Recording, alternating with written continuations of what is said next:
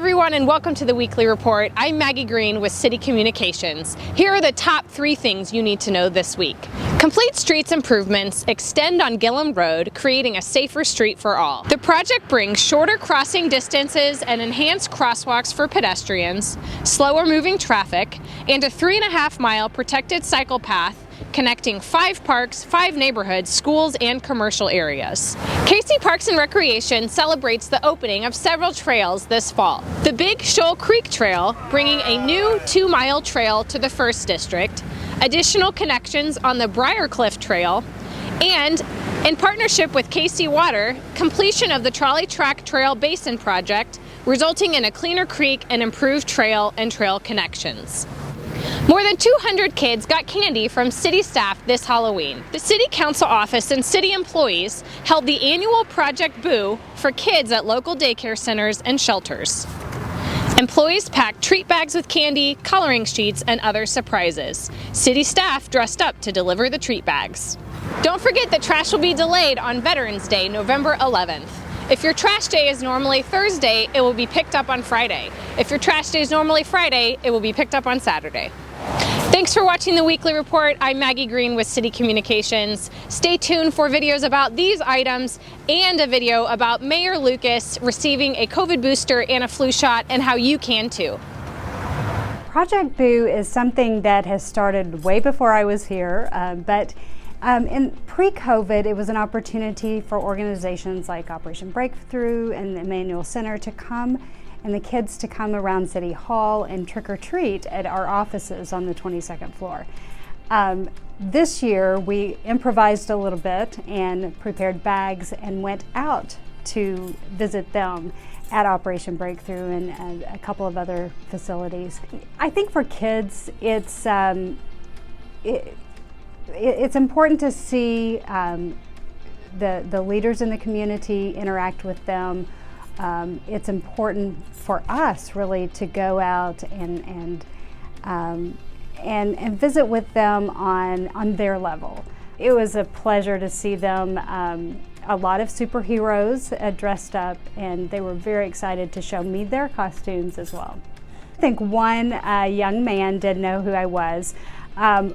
Someone else asked me who I was, and I said Mary Poppins, and they did not know who Mary Poppins was, but he said he knew the phrase supercalifragilisticexpialidocious. So it was my opportunity to introduce a very young generation to Mary Poppins. I'm ready to go back tomorrow and interact with the kids. I think there's something about the hugs that you get. I think it's something that we've missed for about 2 years, that human interaction. The Gillham Complete Streets project started with a Planning Sustainable Places study in 2017, which conducted robust community engagement and stakeholder outreach, ultimately identifying a concept plan for a safer corridor.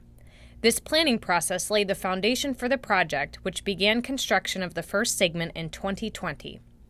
Within just over a year, KCMO was able to complete a 3.5-mile complete streets corridor, the longest in the city, which will serve as the spine for a multimodal network through Midtown, downtown, and beyond. The city is excited to continue prioritizing and building out complete streets infrastructure, which will make our streets, sidewalks, and protected bicycle lanes safer and more accessible for everyone. Today we're going to dedicate the 2 miles of the Big Shoal Creek Greenway Trail, which the city's had this greenway for over 50 years, and it's been developed partly here and there, but we are celebrating 2 miles of 10-foot concrete multi-use trail. This project was a very collaborative project. The Water Services Department put a water line down through the Greenway. Public Works Department got some federal grants, and then the Parks and Recreation Department finished the design and put the project out to bid. And so we've activated this 2-mile corridor and connected multiple neighborhoods to Antioch Crossing Shopping District. And then also these neighborhoods are now connected to Ravenwood Elementary via some sidewalks along North Bright. The residents don't care if they're in a park or on a trail that's in Kansas City or Gladstone or Liberty or Smithville. They care that they can have connectivity to the places they want to live, work, and play. The Kansas City Health Department is making the holiday season happier and safer by making it even easier for residents to get their COVID and flu shots. COVID and flu shots can be administered at the same time.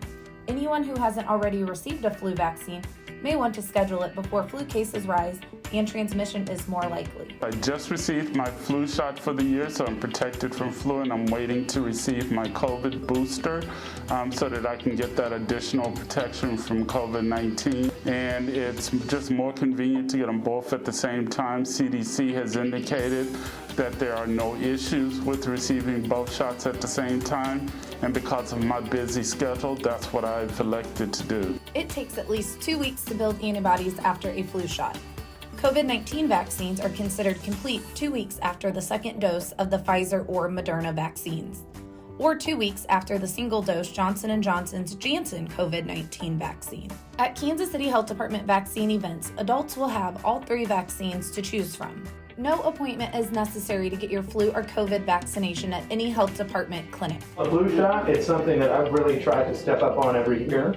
We recognize that flu is a challenge to many of us in the community, and there's a way that we make sure that we don't get a high level of spread. So I thought that was important. In terms of the COVID booster shot, I think it's important to make sure that we're helping to reduce the number of variants. I get out and about in the community a lot, and I would encourage almost anybody who's out there has the chance to be involved in a lot of environments. I don't want to spread COVID-19 to anyone.